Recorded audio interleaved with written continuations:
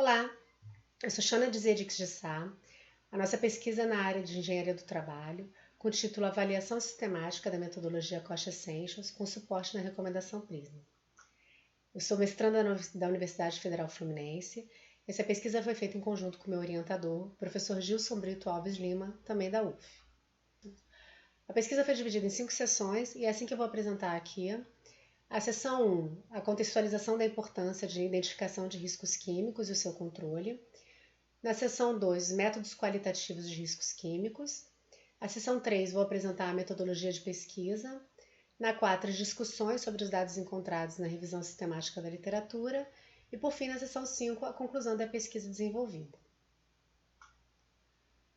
Atualmente, existem mais de 750 mil substâncias químicas conhecidas e cerca de 70 mil delas são rotineiramente utilizadas pelo homem. Porém, estima-se que apenas 6 mil dessas substâncias se conhecem os riscos provocados na saúde ou no meio ambiente. E essas substâncias são rotineiramente também utilizadas na indústria, podendo causar doenças ocupacionais ou até acidentes.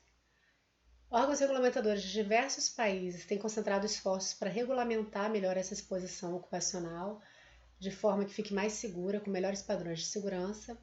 E a Convenção Internacional do Trabalho tem uma convenção número 170, que é sobre segurança na utilização de produtos químicos, que ela tem duas premissas importantes.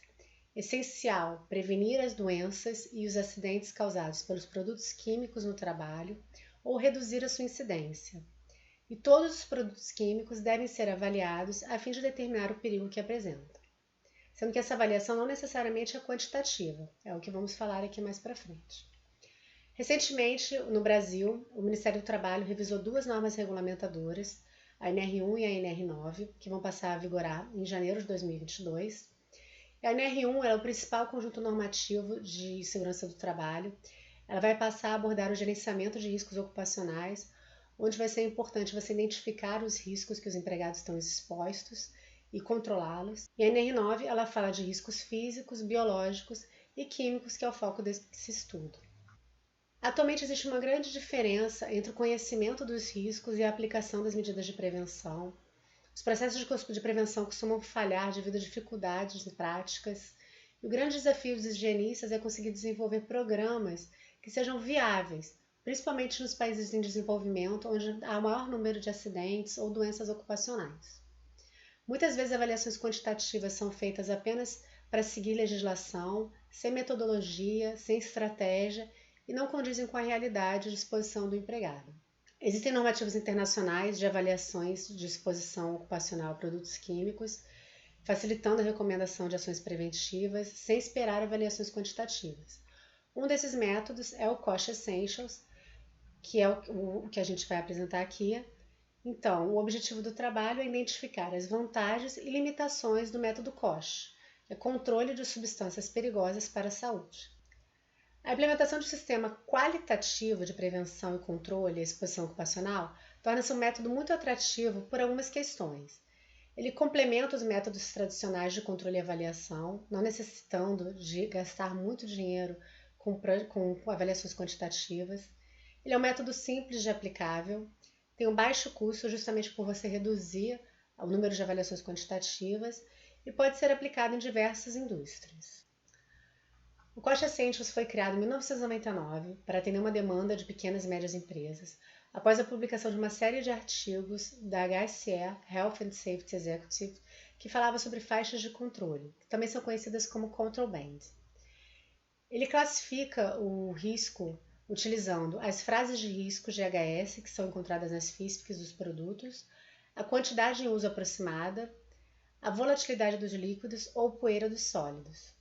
Existe uma tabela que você cruza essas informações e você consegue gerar fichas de controle que ele sugere para poder controlar a exposição desses produtos químicos.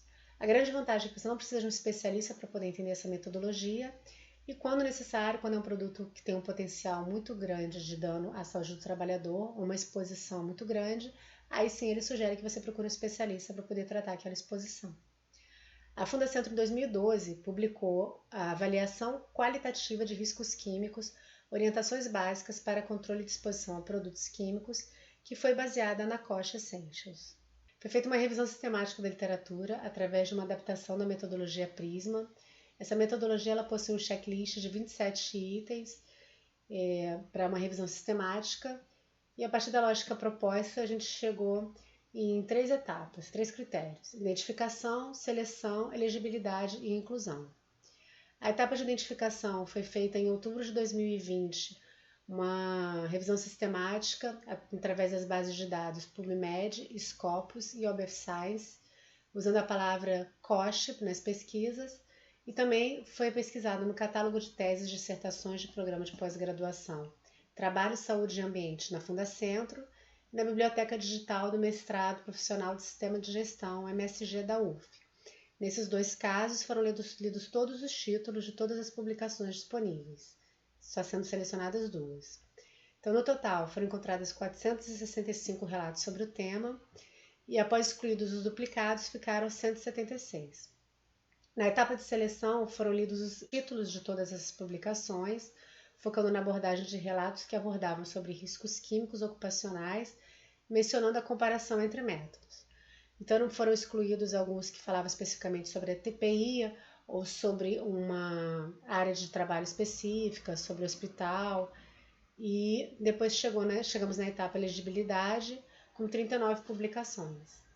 Nessa etapa foram lidos todos os resumos por inteiro, depois, em seguida, todos os textos completos, resultando no final, então, em 12 publicações que falam sobre a metodologia COSH, comparando ela com outros métodos ou avaliando a sua aplicação. Esses 12 artigos aparecem aqui, os seus anos de publicação, os seus autores e títulos, e depois foram avaliados, então, quais eram as conclusões desses artigos. 75% desses artigos apontaram em suas conclusões que o modelo COSH é simples de ser aplicado.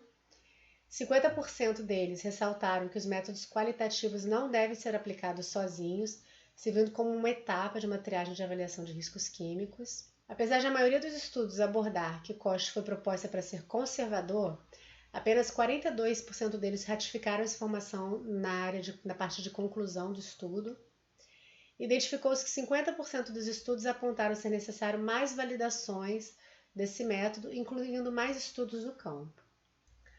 O presente estudo cumpriu seu objetivo, que era avaliar a aplicabilidade da COSH, assim como a sua comparação com outros métodos. Pode-se observar que existem diversas ferramentas de avaliação qualitativa e que a maioria delas é conservadora, o que é positivo na opinião de muitos autores, porque ela deve servir como uma etapa de triagem para depois fazer uma avaliação quantitativa. A maioria dos autores também concorda que o método COSH é um dos mais simples de ser aplicado e um dos mais conservadores.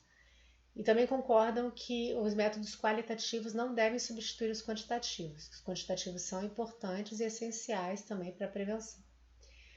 Nesse sentido, o presente estudo pretende estimular os profissionais de saúde e segurança do trabalho em busca de métodos de avaliação qualitativa de riscos químicos.